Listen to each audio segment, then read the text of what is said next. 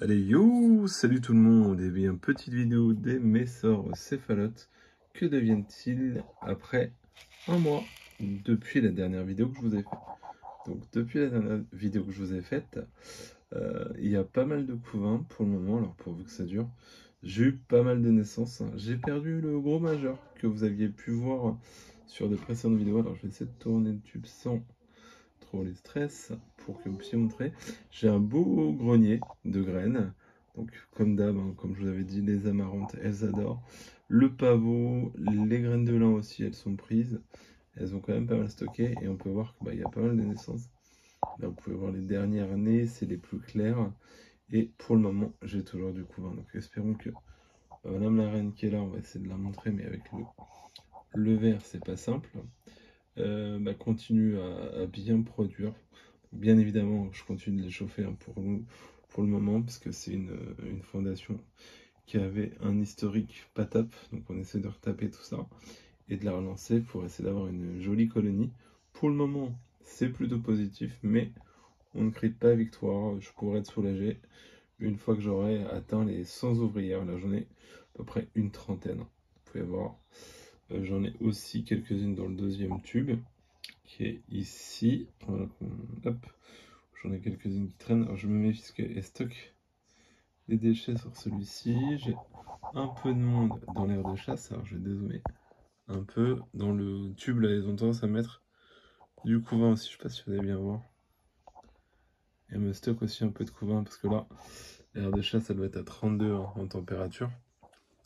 Et pour le moment, ça suit son cours, hein, elles prennent pas mal de protéines. C'est vraiment une espèce qui a besoin de protéines, je le vois, hein, dès que je mets un grillon ou autre. Et généralement, elle le cartonne, hein. Hop.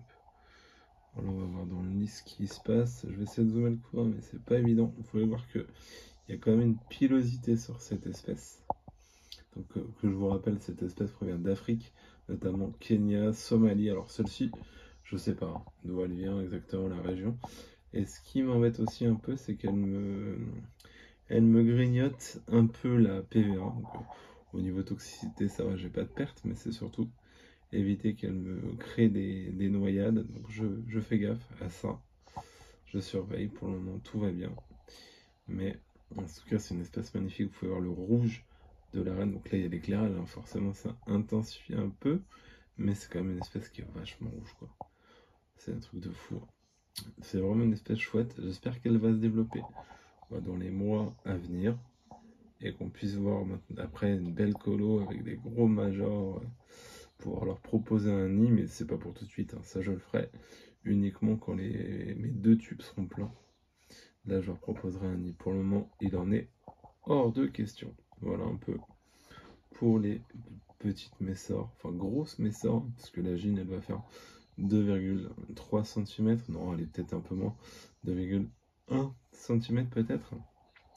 Et des ouvrières, donc qui sont quand même assez balèzes, puisque là les médias que vous voyez sur la PVA, elles font bien 1,9 cm, facile.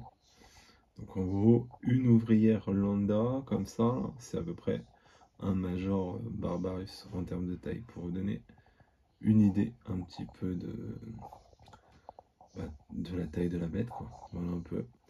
C'est pas une vidéo travaillée, hein, comme toujours, hein. C'est sur du one shot pour vraiment vous montrer l'évolution. Voilà. J'espère que ça vous a plu. Je vous fais des bisous et je vous dis à très bientôt. Au revoir les filles. Salut.